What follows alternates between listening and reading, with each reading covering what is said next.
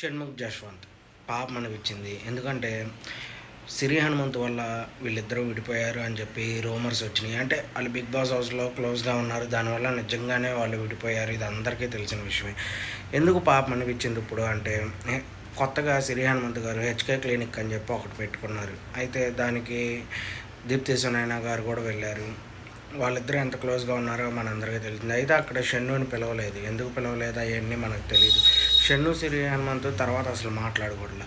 అయితే పిలవకపోగా వీళ్ళిద్దరూ చాలా క్లోజ్గా ఉన్నారు. అప్పుడు చూసిన ఆడియన్స్కి ఏమనిపించిద్ది, పాపం షన్ను వాళ్ళ వల్ల విడిపోయారు కదా సిరి హనుమంత్ వల్ల. మరి ఇప్పుడు వాళ్ళు కలిసి ఇక్కడ షన్నుని మోసం కాదులే, కానీ వాళ్ళు కలిసిపోయారు మామూలు నార్మల్గా. ఏముంది ఇక్కడ షన్నుకి చాలా మైనస్ అయిందని చెప్పొచ్చు.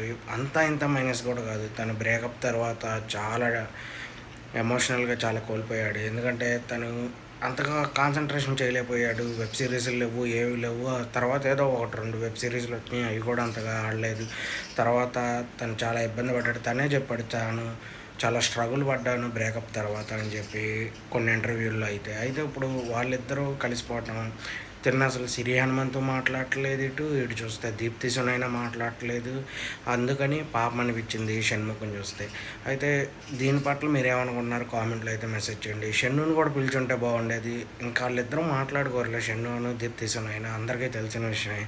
వాళ్ళు మరి కలుస్తారో లేదో కూడా ఎవరికీ తెలియదు. కానీ ఆ టైంలో పాపం అనిపించిందా లేదా కామెంట్లో అయితే మెసేజ్ చేయండి.